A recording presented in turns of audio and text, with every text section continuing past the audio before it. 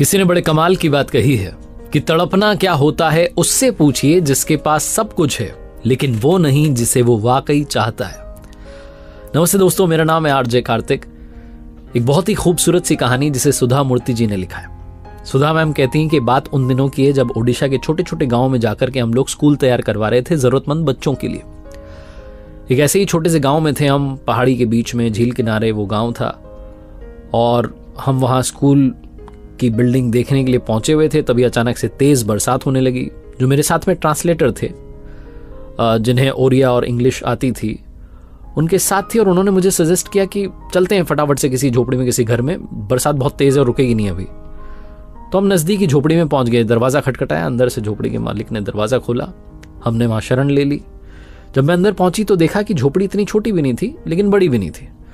उस झोपड़ी को दो हिस्सों में उसके मालिक ने डिवाइड कर रखा था। एक हिस्सा ऐसा था जिसमें दिन में हॉल, दिन में लोगों के बैठने की जगह और रात में वही बेडरूम बन जाता था। दूसरा हिस्सा जो था उसमें घर की किचन थी जिसमें से बच्चे के रोने की आवाज आ रही थी। उसकी माँ उसे लोरी सुना रही थी। बाहर बरसात हो रही थी। मेरा ट्रांसलेटर जो था उससे ज्यादा देर वहां रुका नहीं गया। उसने कहा कि मैं गाँव घूम के आता हूँ। मैंने कहा कहाँ जाओगे, इतनी बारिश है, लेकिन वो माना नहीं, चला गया। क्या आप रुको ना, आप बैठो, कोई दिक्कत नहीं है। उसके जाने के बाद में झोपड़ी के मालिक ने मुझसे पूछा कि मैडम आप क्या लेंगी, चाय कॉफी क्या पिला दें आपको? मेहमान क्या अवभगत करना हमारे यहाँ पर धर्म होता है, अतिथि देवो भव। तो उन्होंने मुझसे पूछा, मैंने मना कर दिया कि ना मैं चाय लूंगी ना कॉफी, मुझे कुछ नहीं चाहिए, धन्यवाद आपका। फिर वो कहने लगे कि अरे कुछ तो ले लीजिए, मछली आपके लिए ले आए, आपको भूख लगी होगी। वो लगातार मुझसे रिक्वेस्ट किए जा रहे थे और मैं मना किए जा रही थी। फिर उन्होंने कहा कि दूध ले लीजिए। अब की बार मुझे लगा कि बार बार मना करती रहूंगी तो सही नहीं रहेगा। मैंने कह दिया कि ठीक है, दूध के लिए मैंने हाँ भर दी। वो व्यक्ति अंदर गया। अंदर जाकर के जो उस झोपड़ी का दूसरा हिस्सा था, जहां किचन थी, जहां घर की मालकिन बैठी हुई थी, अब उसकी पत्नी से बात करने लगा। दोनों ओरिया में बात कर रहे थे लेकिन मुझे कुछ कुछ समझ में आ रहा था क्योंकि मैं संस्कृत समझती थी और संस्कृत के शब्द उसमें शामिल होते हैं। उनकी बातचीत से मुझे समझ में आया कि दोनों के बीच में झगड़ा शुरू हो चुका था। घर की मालकिन कह रही थी कि तुमने किस हक से उनसे पूछ लिया कि दूध पिएंगे, और उन्होंने कैसे कह दिया कि दूध पीना है?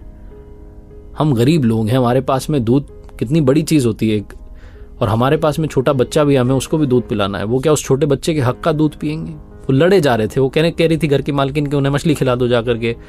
तो वो झोपड़ी का जो मालिक था वो समझा रहा था कि नहीं, वो वेजिटेरियन है, वो शाकाहारी है, वो नहीं खाती है मछली, चाय भी नहीं पीती है। अब घर आया मेहमान है, कुछ तो खिलाना पिलाना पड़ेगा। कोई बात नहीं, दूध हम कुछ कर लेंगे।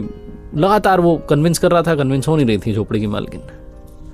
पति पत्नी का झगड़ा फाइनली इस बात पर आकर के रुका कि थोड़ा सा दूध लेकर के उसमें पानी मिला करके उसको उबाल करके वो मुझ तक पहुंचाएंगे। और उस व्यक्ति ने वही किया। वो दूध में पानी मिला करके उबाल के लेके आ गया।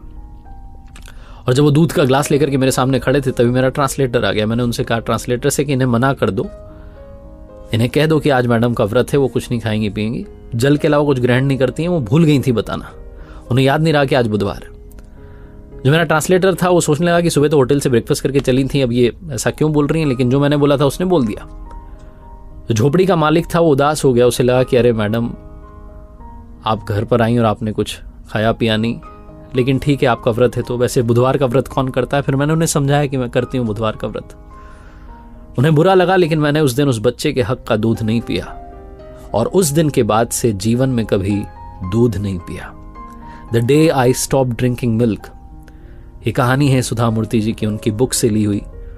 और आज इस कहानी के जरिए बस ये बताना चाहता हूं कि हमारे आसपास बहुत सारे ऐसे लोग हैं जो संकटों का सामना कर रहे हैं, लेकिन उनके चेहरे पर मुस्कान कम नहीं होती, उनके भाव कभी कमजोर नहीं होते। वो हमेशा दूसरों की भी मदद करना चाहते हैं, अवभगत करना चाहते हैं। एक बार फिर से वही बात कहूंगा जो अक्सर आपसे कहता हूं, आइए इस दुनिया को अच्छा बनाते हैं। ऊपर वाले के आशीर्वाद के साथ, अपनी मेहनत और अपनों के प्यार के साथ कर दिखाइए कुछ ऐसा कि दुनिया करना चाहे आपके जैसा। याद रखिए, हर सोमवार सुबह 9:30 बजे मेरे साथ देखिए एक नई कहानी।